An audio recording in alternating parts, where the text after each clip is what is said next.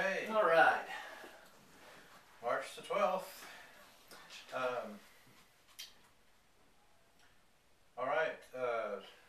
Just as far as in general, how you feeling? In general, well, let me start off by saying that this 6 weeks was not my best 6 weeks. Okay. Went to New Orleans and had a couple drinks type of thing. My hand, though, just recently has been hurting. The only thing I can think of is that I did some weed whacking one day, and it feels like it's bruised on the inside. Just this half of it, Okay. though. I don't know. Okay. Take a look. You could either bruise it directly, or you could have thrown your neck out. Pinch the nerve. It goes down. So I can check and see. I was flying on airplanes too, and I was sleeping. Pretty funny. Yeah, funny angles. Okay. That might be it. Okay. But as far as overall health, I feel really good.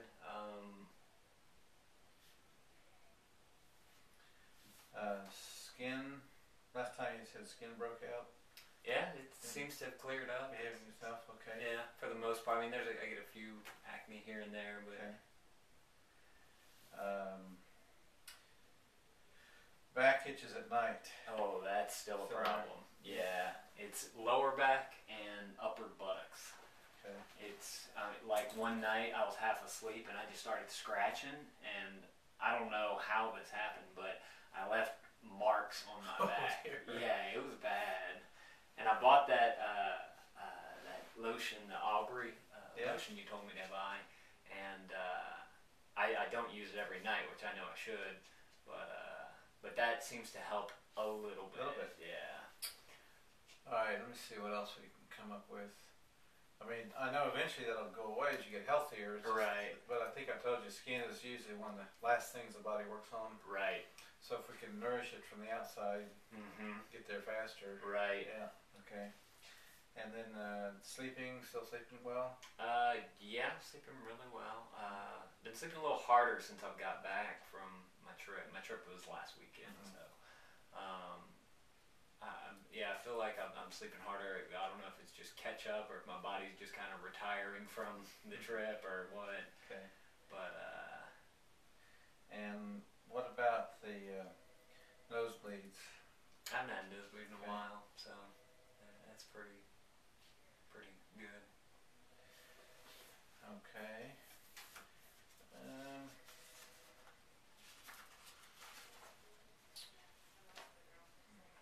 Still cold feet.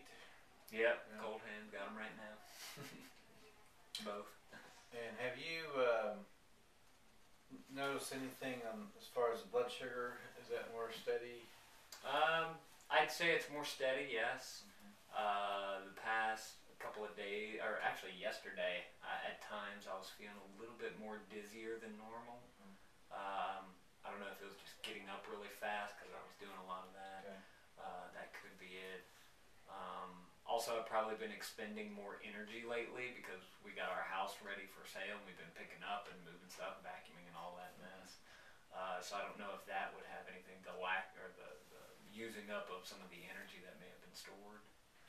Well, you made a trip, off the diet a bit.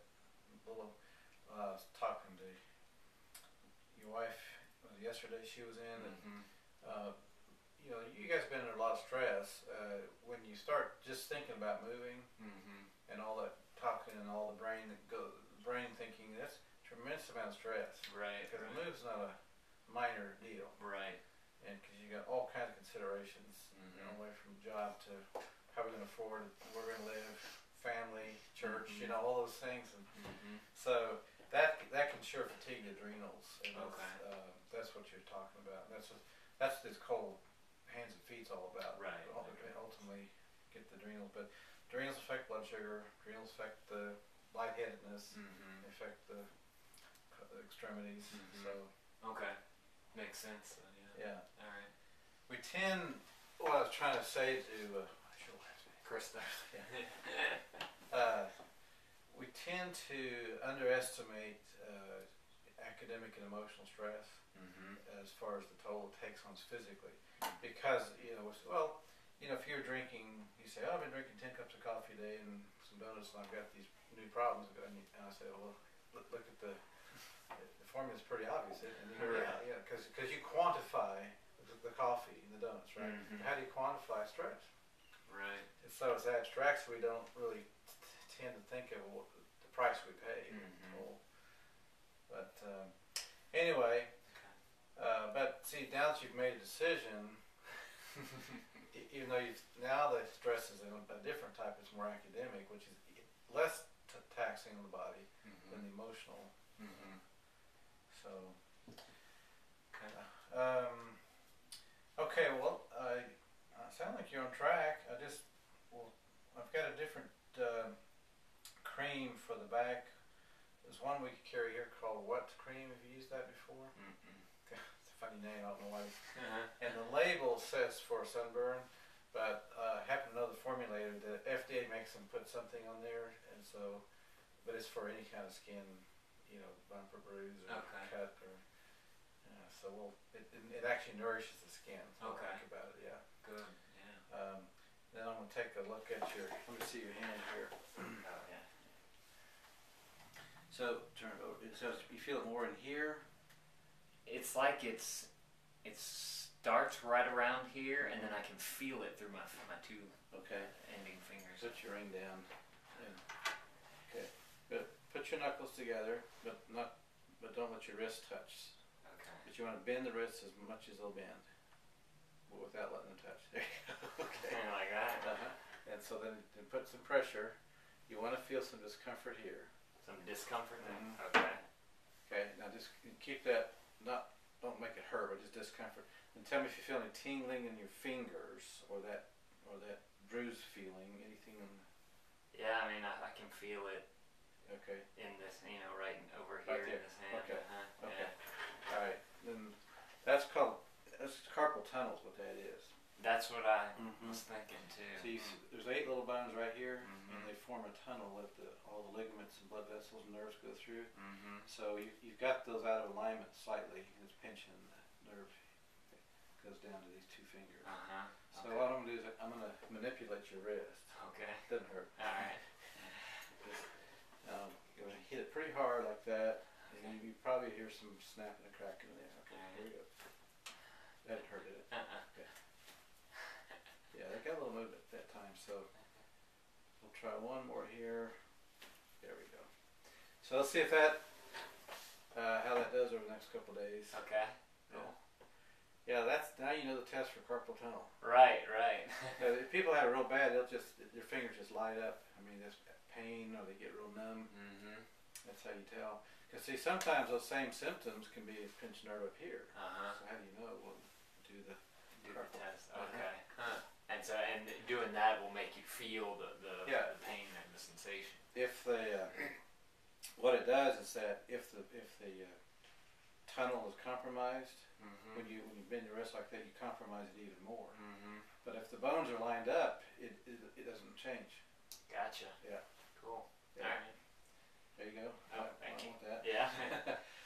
One thing I wanted to ask you about was my bald spot, because I went to the guy who cuts my hair, and he said, "Oh, you'd be a perfect case for Rogaine." I wanted to just know what your thoughts on Rogaine was. I read up on it, and the drug that's in it and whatnot. And there's some nasty potential side effects. What is that? I mean, I have to go look it up. There is a natural stuff on the market that I would be more comfortable with. Okay. And, see there again, hair. I have seen hair come back, but you have if a person has a heredity issue, it's not going to come back. And I'm guessing you do. Does it matter what side of the family it would be on? It's usually mother. Usually mother? Yeah. Like what her dad, your granddad, you don't know. See, I don't know. I've only met him once. Yeah. I want to say he has a full head of hair, though. Yeah. My dad it's not as noticeable, but his is thinner, I'd say. So. Yeah, so I think you'd probably want to do something more than just work on health. I think you've got a hereditary issue. Okay. And so I'll look that up. Hope I can find it right quick. And okay. If not, I'll just email it to you. Yeah. Okay. That's fine. Okay, so let's look at your nutrition. All right. You're doing digestion, calcium, vitamin C, and stress support. And I'm still doing beta food. I still have a bottle of it left, and I'm not done with it yet. So. Okay. Yeah. That's a liver cleanser. Right. And also the stress support. You don't have me for a lunch, and I just realized this, so I've been taking that. I mean, it can't harm me. No, it's got adrenal in it, B vitamins. It's a good. All right. It's a good supplement anyway. So. Okay. Hey, I figure it's easier too, just to gather them all at once. Right. So. Okay. All right. Well, I'm going to make. What I'm going to do is take off the C and the stress, and put you on a multivitamin. Okay. And stay on the calcium and the digestive. So any of those you still have, go ahead and finish them up. Even if you just did one dose a day till they're gone. Right. I mean, it's still good nutrition. Yeah. I have big bottles of them too. So. Okay. Yeah, I think you're basically what I'm putting you on is more of a maintenance program. Okay. And you're doing good. Cool. Great. Okay. I remember whenever Krista was coming, I wasn't coming to you yet. After so often, you did another urinalysis on her. Or do you plan on doing that anytime soon for me? Just curious. Would it be worth it? Or? No, I mean you're just doing so good. What I would recommend is that we. Let me look here. November. Yeah. In your case, I'd probably recommend it in November again. Is that whenever I started? Yeah. It's like once a year kind of thing. Yeah. Okay.